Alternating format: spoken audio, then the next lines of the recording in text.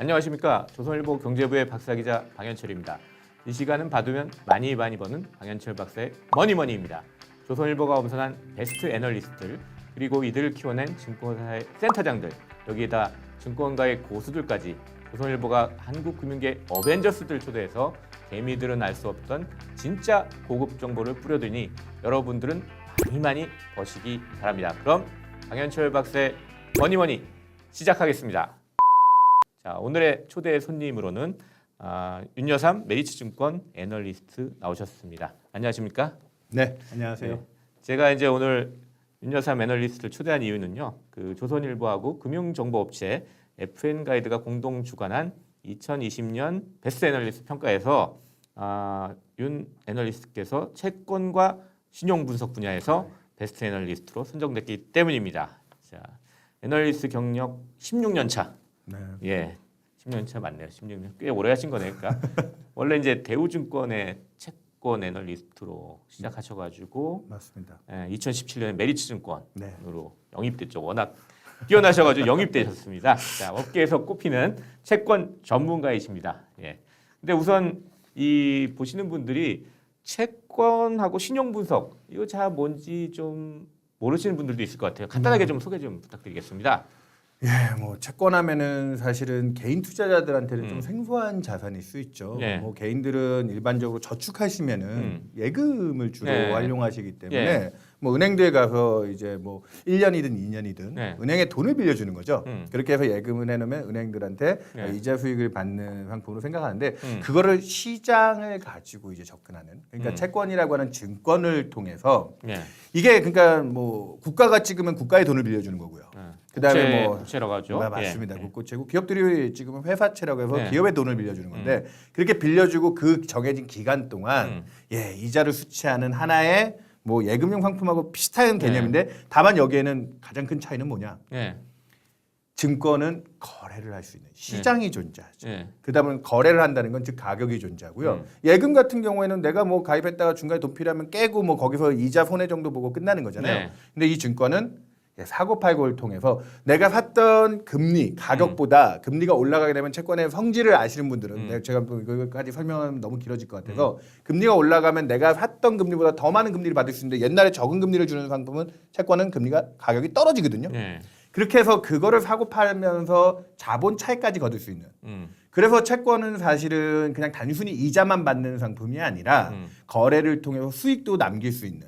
일례를 들자면 올해 1분기에 미국 10년짜리 금리가 0.9%에서 1.8%까지 올라갔거든요. 네, 그렇죠. 그러면은 뭐 한 0.9% 포인트, 한 조금 1% 포인트 정도 안 올라갔는데 네. 그걸로 가격으로 환산해서 자본 차익 손을 하면 금리가 원래 0.9, 1.8 지금 나가면 1.8% 이자 주는 채권을 살 수 있는데 과거 네. 0.9% 주는 채권이야.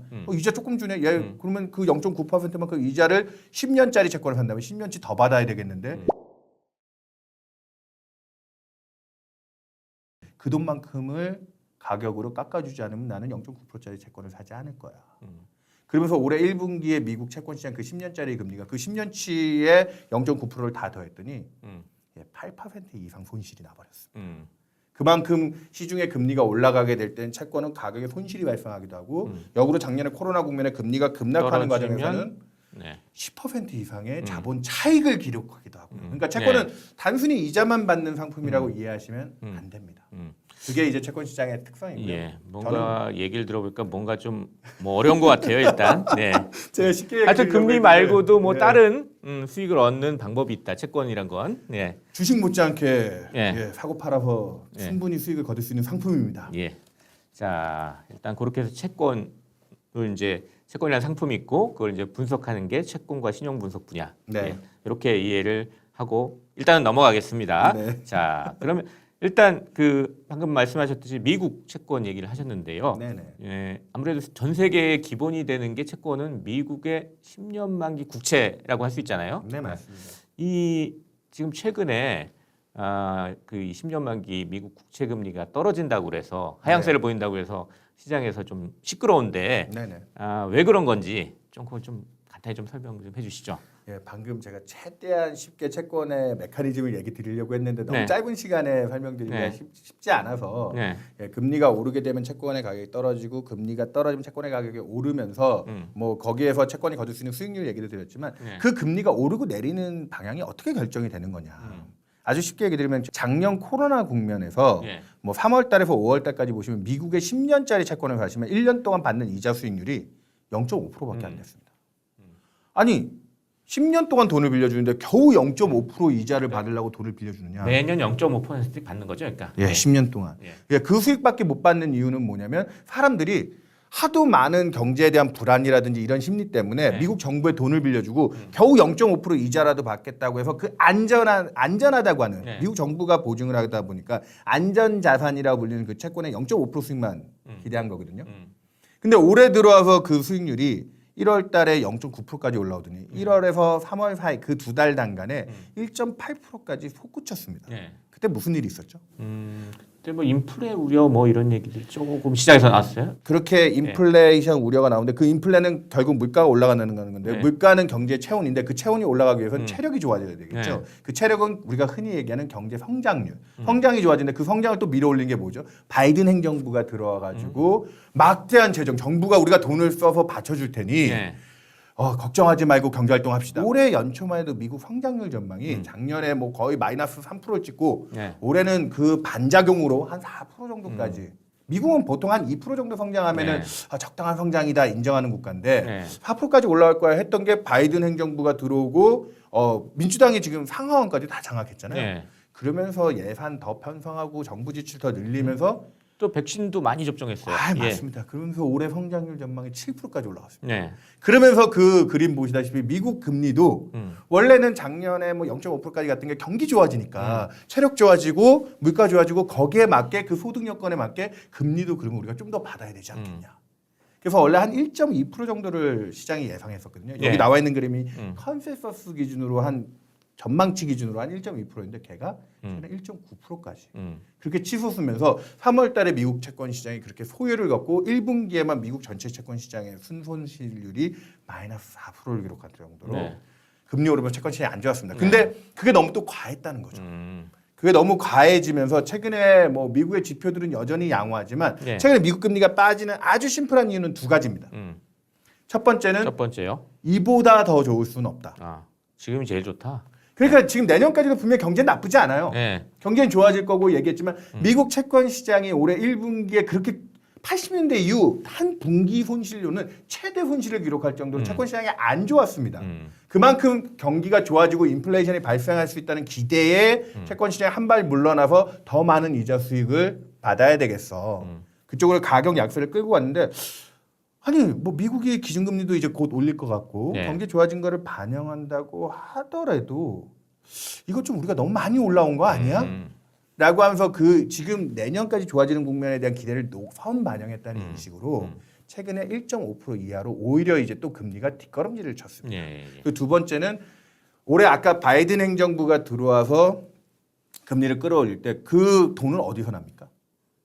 채권, 국채를 찍어서 조달하거나 세금을 걷어가지고 조달하겠죠. 예. 정확하십니다, 박사님. 그래서 지금 미국 정부가 사실은 당장은 세금을 올리기가 좀 시간이 걸리니까요. 합의도 봐야 네. 되고. 그러다 보니까 여야 급하게 합의가 하시고 있어야 되죠. 예. 정부가 빚을 엄청 많이 냈었습니다. 작년 코로나 국면부터 올해까지 빚을 많이 내면서 국채 공급량이 많아지니까 공급이 많아지는 상품은 가격이 떨어지죠. 그러면서 금리를 올렸는데 올해 바이든 행정부가 하반기 들어오면서 이제 전체적인 정책 기조가 좀 바뀌기 시작합니다. 예. 이제 최근에 증세 얘기를 꺼내기 시작해요. 지금 전 세계 법인세도 뭐 15% 하한을 두면서 조세 회피 지역들 그런 데로 미국 기업들 못 가게도 막기 시작하고요. 예. 그러면서 거기서 확보되는 그 재정에 대한 부담 이런 게 떨어지면서 미국 국채 공급량이 내년부터는 올해보다 줄 거다. 그 두 가지가 최근 미국 금리 하락의 요인입니다. 그러면은 다시 하반기에 그 3월달에 봤던 1.8% 이게 이렇게 나타날 가능성이 있나요? 아직 남아있는 힘이 있죠. 최근에 미국에서 금리 빠질 때 또 가장 결정적인 경제 지표 중에 하나가 고용 지표가 좀 부진했어요. 네. 그게 단순히 숫자가 너무 나쁜 게 아니라 생각한 것보다 일자리가 많이 안 늘어서의 문제였는데 뭐 4월달에 100만 명 는다고 그랬는데 26만 명 얼마 늘고 그랬으니까 좀 기대에 못 있었죠. 미쳤죠. 예, 예. 그건 정확하시고 5월 달까지도 사실 70만 명 컨센이었는데 50만 명대밖에 안 예. 돼요. 예. 근데 거기에 그 고용 지표가 가장 결정적으로 안 나온 게 지금 미국 기업들은 사실 구인난이래요. 사람 구하려고 하는데 사람을 못 구한대요. 특히나 뭐 트럭 운전사, 백화점, 예. 레스토랑 뭐 이런데 코로나로 충격받았던 그 직군들 중심으로 서비스업 고용이 늘고 있는데 이 사람들이 지금 생각보다 사람은 구하는데 안 들어와요. 왜? 이 왼쪽 그림에 서베이에도 나와 있지만 정부가 돈을 줘놨더니 예. 그 정부 재난지원금하고 실업수당 이런 걸 받았더니 좀 추가로 주고 있죠. 예, 그것 때문에 일자리에 안 찾아서 이제 오른쪽 그림이 좀 재밌는 데이터인 게 예. 구글에서 미국 국민들이 일자리를 찾는 검색량을 검색해봤더니 예. 3월달에 정부 지원금 들어올 때 그 검색량까지 줄었더라고요. 그러면서 그 4월, 5월달에 미국 고용 지표들이 정책 지원이라든지 그런 부분에서 아직까지 코로나에 대한 우려도 좀 남아 있고요. 예. 그러다 보니까 적자를 안 찾는데 6월달 이번 고용 지표는 컨센서스 70만 명이었는데 85만 명. 네, 85만 명 나왔어요. 이게 이제 슬슬 회복되고 가을쯤이면 파월 의장도 장담하고 있지만 미국의 고용 지표가 어느 정도 안정화될 거다. 예. 그 힘이 좀 서포팅 되면은 저희는 미국 금리가 아직까지는 경기라든지 이런 부분이 분명히 채권 시장의 오버슈팅에서 반영한 것도 있지만 예. 지금 단기적으로 지금 미국 10년 금리가 어제 종가 기준 1.3%대까지 빠졌거든요. 예. 지금 서비스업 지수가 조금 안 좋게 나왔다고. 예. 그것도 오바입니다. 그냥 아주 단순하게 그게 오바라고 얘기하는 건 예. 지금 시장의 기대라든지 아니면은 올해 9월달 FOMC에서 제시되게 될 연방금리 점도표 상으로 2024년 값, 예. 23년까지는 지금 두 번 인상까지도 가능하다. 까지 나왔죠. 예. 24년에도 한 두세 차례 인상해서 1% 한 1.25 이상의 기준금리를 찍어 놓을 텐데 미국 10년 금리가 그 정도 수준에서 미국 금리 인상이 끝난다라고 지금 반영하고 내려온 수준도 지금 과하다라고 생각합니다. 그래서 저희는 미국 금리가 3월달 고점을 아주 시원하게 뚫고 올라갈 정도로 추가적인 힘이 남아있지는 않지만 예. 지금 단기적으로 또 되돌림도 좀 과해서 3분기 정도에는 한 대략 1.5에서 1.7 사이 정도로 금리는 조금 더 올라갈 수 있겠다. 그 정도의 경제 체력은 남아있다. 지금보다는 조금 더 올라갈 것이다. 그러니까 예. 이게 경기에 대해서 너무 부정적으로 생각하실 필요가 없어요. 지금 금리 빠지기 시작하니까 또 경기 나빠지는 거 네. 아니냐라는 그런 쪽인데 얘기들도 나와요 지금. 그 정도는 월가에서. 아닙니다. 예. 그 정도는 아닙니다. 자, 미국 얘기는 이 정도로 해보고요. 네네. 우리 관심 이제 한국의 금리 인상인데 왜냐하면 지금 한국은행 이주열 총재가 연내에 금리를 정상화라는 단어 썼어요. 금리 인상이라는 네. 단어 안 써가 어쨌거나 정상화 얘기를 하면서 네. 금리 인상 신호를 주고 있습니다. 네. 우리나라 금리는 어떻게 되겠습니까? 우리나라 금리 얘기 드리기 전에 요거랑 유사성이 있는 부분을 조금 같이 녹여서 얘기를 드리면 예. 최근에 우리나라보다도 사실 금리 인상 선언을 먼저 한 선진 국가가 하나 있어요. 노르웨이는 작년 연말부터 금리 인상 얘기를 했거든요. 아 그래요, 노르웨이가? 네, 그래서 노르웨이는 2년짜리 단기 채권이죠. 단기 네. 채권은 통화 정책의 영향을 굉장히 많이 받습니다. 기준금리만 쳐다보고 움직이거든요. 만기가 긴 채권보다는. 걔가 작년부터 꾸준히 올라왔었는데 그 노르웨이에 이어서 네. 뭐 최근에 테이퍼링을 선언한 캐나다라든지 그리고 뉴질랜드 지금 뉴질랜드가 집값이 전년 대비 무려 30%나 솟구치고 뉴질랜드도 많이 올랐네요, 집값이. 예. 예, 뭐 지금 미국은 전년 대비 뭐 16% 뭐 예, 나와요. 14, 예. 15 뭐 예. 그렇게 10%대 중반인데 예, 우리나라도 예. 서울 아파트 가격이 전년 대비 지금 한 17, 18% 나오더라고요. 예. 이렇게 주택 가격들이 많이 올라가면서 음. 이대 국가들도 지금 다 금리 인상 선언을 해놨거든요. 예. 재밌는 게 그러면은 금리가 중앙은행이 금리 올린다고 하니까 야 그러면 전체적인 금리가 다 올라가서 채권은 여전히 안 좋은 거 아니에요? 라고 이제 또 역으로 채권을 아직 잘 모르시는 분들은 네. 그렇게 질문하실 수가 있는데 오른쪽 그림 연결해서 보시면 네. 2년짜리 단기 금리가 그걸 반영해서 위쪽을 향하고 있지만 예, 오른쪽 그림 보시다시피 단기 금리 대비 장기 금리 차이. 올해 1분기에 경기 좋다고 할 때 네. 장기 금리가 기준금리 인상 기대까지 선반영해서 미리 많이 올라가서 이 장단기 금차가 벌어졌는데 네. 장단기 금차들은 여러분들이 그냥 아주 쉽게 이해하시면 채권 시장이 생각하는 미래의 성장 동력 먹거리라고 생각하시면 돼요. 네. 이게 벌어지는 국면에서는 올해 상반기처럼 경기에 민감하고 뭔가 이제 뭐 우리가 과거의 구경제라고 하는 뭐 조선, 철강, 건설 뭐 이런 뭐 은행 이런 주식들이 막 선호가 되면서 네. 올해 상반기에 그런 리플레이션이라는 표현들을 쓰죠. 네. 리바운딩 나올 때, 리플레이션 나올 때 그런 구경제 주식들이 좋으면서 갔는데 기준금리 인상한다니까 장기금리가 오히려 빠집니다. 아니 이거 무슨 이런 아이러니한 상황이 있어요? 통화정책이 그만큼 늦다는 겁니다. 경기 좋은 거 다 반영해서 이제 이런 자산가격이 잡겠다고 금리 인상하기 시작하면 그래서 이렇게 자산가격이 실제로 잡히면 주식이라든지 뭐 부동산이라든지 그러면은 경기가 좀 안 좋아지겠죠 미래에는. 네. 맞습니다. 그래서 장기적으로는? 그리고 네. 지금 물가에 대한 걱정 때문에 금리 인상하는 것도 있잖아요. 네. 그래서 기준금리 단기 쪽에서 올리기 시작하면 돈 빌려주시는 분들 대출금리 올라가면 어떻게 되겠습니까? 대출 잘 안 하겠죠. 네. 그러면 인플레이션 그 돈을 빌려서 돈의 힘으로 올라간다는 인플레이션 자체도 좀 통제가 되면서 장기 금리는 오히려 기준금리 인상할 때부터 빠지기 시작합니다. 그래서 지금 아까 노르웨이든 캐나다든 뉴질랜드든 다 그런 현상이 발견되는데 우리나라도 2년짜리 단기 채권과 10년짜리 장기 금리를 놓고 보면 6월 초에 10년짜리 2.2% 정도에서 고점 찍고 나서 지금 네. 2%까지 오히려 빠지고 있고요. 우리나라 지금 연내에 뭐 한 차례다 두 차례까지도 네. 가능하다. 내년까지 기준금리 1.25까지 간다. 오늘 제 이 유튜브를 들으시는 분들이 제가 금리 전문가라고 오늘 이게 채권 전문가가 금리 전문가예요. 네, 똑같죠. 예, 그러니까 예. 금리 쪽에서 대출자들은 분명히 이자 부담이 크게 늘 겁니다. 아주 단순한 예를 하나만 드려볼까요? 네. 강남에 지금 아파트 가격들이 평균 한 25억, 30억 정도 한다고 예, 하더라고요. 그렇죠. 아, 예. 너무 비싸죠. 예. 그러려고 하면 LTV 비중 감안해가지고 이분들이 대출을 받으시면 최소 8억에서 10억 정도까지 땡기셨습니다. 근데 내년까지 75bp 정도까지는 지금 기준금리 인상을 각오해야 된다. 이자 부담액이 예, 적게는 800만 원에서 많게는 1,200만 원까지. 그럼 월로 한 사람은 대략 월 100 정도의 부담이 들어오죠. 우리나라 어이구. 월급쟁이들 평균 월소득 예. 월급액이 세금 제하고 나면 500만 원 내외 네. 정도밖에 안 되거든요. 사실 쓸 돈 별로 없어요 월급쟁이들이 그렇게. 예. 그러면은 강남에 우리 속된 표현으로 영끌해 가지고 들어가신 분들은 내년까지 우리나라 통화 정책에 대한 부담이 굉장히 들어올 겁니다. 물론 그런 부동산이 좀 과열인 부분에서 우리나라 통화 정책이 좀 정상화에 대한 지금 좀 부동산 값은 조금 떨어지겠네 그러면. 아니, 네. 금융 불균형을 해소하기 위해서 네. 그런 부분이 들었는데 그래서 지금 또 아이러니하게 발생하는 게 기준금리를 올리는데 우리나라의 우리나라의 장기 금리는 네. 오히려 빠진다. 그래서 제가 오늘 저의 표현으로 채권쟁이로서 이 방송을 듣고 이 유튜브를 보고 계신 리테일 개인 투자자분들한테 예. 아까 뭐 금리가 오르고 자본 차익 거두고 너무 복잡하잖아요. 그리고 경제 지표들 설명해도 뭐 제가 뭐 고용 지표가 어떻고 그것도 잘 안 하다드시잖아요. 네. 자, 단기 쪽에서 대출 금리는 내년까지 75bp의 부담을 가지고 아까 얘기했던 현실적으로 예. 강남에 집을 사신 분들한테 그 정도의 이자 부담이 들어옵니다. 다 변동금리로 빌리신 분들, 예, 이 우리나라가- 부담이 생깁니다. 예. 우리나라가 아무리 지금 고정 쪽을 많이 유도했어도 전체 예. 대출 잔액의 70%가 변동금리예요. 음. 그러니까 취약성이 되게 커요. 부총리께서도 얘기했어요. 우리나라 금리 인상에 대한 이자 부담이 1%포인트, 100bp죠. 올라가면 전체 가계의 이자 부담액이 10조 원 가량 된다.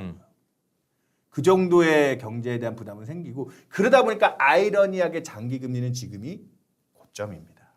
장기 금리 고점이면 그게 뭐가 중요한데요? 예, 여러분들 지금 은행에 가시면 기준금리 0.5%, 아직은 0.5죠. 네. 그 예금금리 지금 1%도 안 나오거든요. 네. 그러다 보니까 예금을 안 하세요.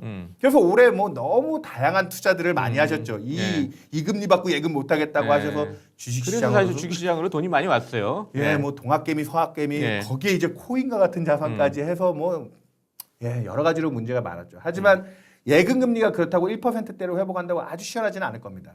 하지만 제가 개인적으로 드리고 싶은 얘기 중에 하나는 장기 금리가 정점일 때는 10년짜리 국채를 사시면은 매년 2% 이상의 이자를 지금 고정하실 수 있다. 그러면 10년짜리 국채를 사라고 제가 얘기 드리는 거 아닙니다.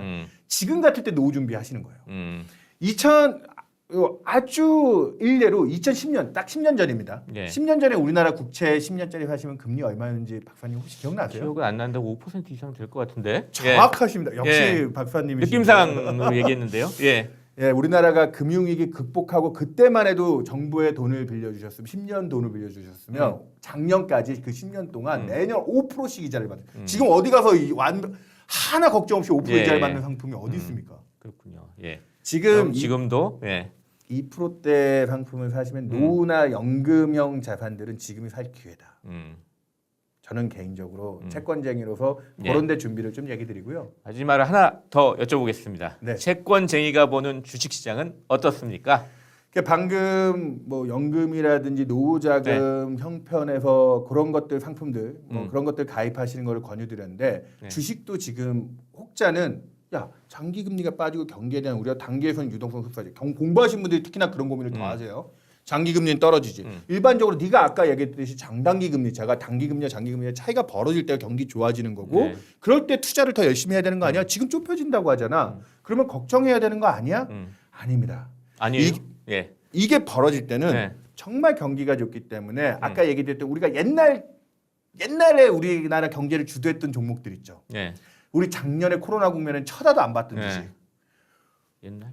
옛날에 뭐 아까 얘기했던 조선철강, 아, 조선철강 뭐 뭐 그런- 은행 뭐 예. 그런 주식들 작년에 투자도 안 하시고 우리 작년에 왜 뭐 있잖아요. 뭐 플랫폼 업체들이라든지 뭐 성장주, 바이오라든지. 기술주 뭐 이 투자 많이 했죠. 예. 근데 올해 상반기에 코스피는 3,300을 돌파했습니다. 미국 주식 시장도 신고점을 꾸역꾸역 찍고 갔는데 투자자들이 기분이 그렇게 좋지 않아요. 왜냐면 작년에 그 잘 나갔던 주인공들이 올해 약간 떨어져 있죠. 짜져 있죠. 예. 그 이유가 뭐냐면은 이 금리 차에서 발생하는 경기 기대 부분을 잘 파악하지 못해서 올해도 당연히 꿈과 희망의 성장주가 잘 가겠지 했는데 예. 이 리플레이션 국면에서는 주식시장이 아까 얘기했던 그런 싼 주식 원래 경제를 주도했던 종목들 실제로 생산 부가가치를 만드는 종목들 예. 이쪽으로 쏠렸는데 올해 하반기부터 장단기 금치가 줄기 시작한다. 줄어요. 예. 자, 장단기 금치가 줄어서 이게 심지어 역전까지 10년짜리 금리가 단기 금리를 뚫는 데까지 가면 그건 확실한 경기 침체로 예. 이해를 합니다. 언제 있었냐? 우리 무역 분쟁 얘기 한참 나올 때 예. 미국의 2년 10년 금리가 역전돼서 예. 침체 온다 막 그런 걱정을 예. 했었거든요. 그때 됐어요. 예. 그렇게 역전될 때까지도 주식시장은 침체가 그럼 6개월 뒤에 온다. 1년 뒤에 온다 하면서 꿈과 희망을 크게 포기하지 않습니다. 이 성장 탄력 미래에 대한 기대가 좁혀지기 시작할 때부터 주식을 어떻게 되느냐? 작년에 여러분들이 좋아했던 주식 있잖아요. 성장주, 기술주, 저는 테크주. 예. 주식 전문가는 아닙니다. 하지만 이 옆에 한 달이 물러나서 좀 객관적인 시각에서 매크로 환경을 가지고 이 금리를 보는 제 입장에서 드릴 수 있는 얘기는 다시 꿈과 희망의 주식들이 득세하는 그리고 여러분들이 올해 상반기에 이거 지수는 올라도 내가 재미가 없는데 했던 그런 어려운 환경들이 하반기에 전체적으로 시장이 나빠지는 거 아니야? 예, 경기 탄력이 줄기 때문에 변동성은 커지긴 하겠지만 그 꿈과 희망의 주식을 중심으로 해서 내년까지 분명 경기가 좋습니다. 그래서 위험자산 자체가 나쁘지는 않을 거기 때문에 그런 포인트를 두고 투자하신다면 아직까지는 돈 버셔야 됩니다. 예, 알겠습니다. 자, 이렇게 해가지고 윤여삼 애널리스트랑 같이 처음에 미국 금리로 시작해가지고 네. 한국 금리를 거쳐가지고 한국의 주택담보대출 네. 또 거쳐서 마지막에 채권쟁이가 보는 주식시장까지 네. 이렇게 얘기를 같이 해봤습니다. 자, 이렇게 해서 박현철 박사의 머니머니 윤여삼 메리츠증권 애널리스트와 함께했습니다. 마지막으로 저희 조선일보 머니 구독자분들께 마무리 인사 부탁드리겠습니다. 네, 뭐 올해 지금 금융시장이 여러모로 금리에 대한 스트레스도 있었고 그리고 이제 또 미래 성장에 대한 고민들도 커지면서 혼란스러운 부분이 있지만 이거는 얘기 드리겠습니다. 아직까지는 전체적인 큰 틀에서의 투자 환경 자체가 열악해지진 않았고요. 유동성 환수라든지 그 장기 금리가 눌리면서의 이거 투자를 이제부터 걷어야 되는 거 아닌가의 걱정이 있는데 적어도 올해 내의 고민은 아닐 거다. 올해까지는 여러분들이 특히나 상반기에 이 주식시장의 그 대세를 파악하지 못해서 고생하신 분들은 하반기에 또다시 기회들이 열려 있으니까요. 뭐 채권쟁이로서는 노후형 상품들 지금 금리 높을 때 가입을 권유드리고 주식시장은 다시 성장주 중심의 꿈과 희망에 배팅을 하자. 이런 쪽으로 마무리 결론 얘기 드리겠습니다. 예, 감사합니다. 지금까지 저는 조선일보 경제부의 박사기자 방현철이었습니다. 이 시간은 받으면 많이 버는 방현철 박사의 머니머니입니다. 그럼 다음 시간에 또 뵙겠습니다. 감사합니다.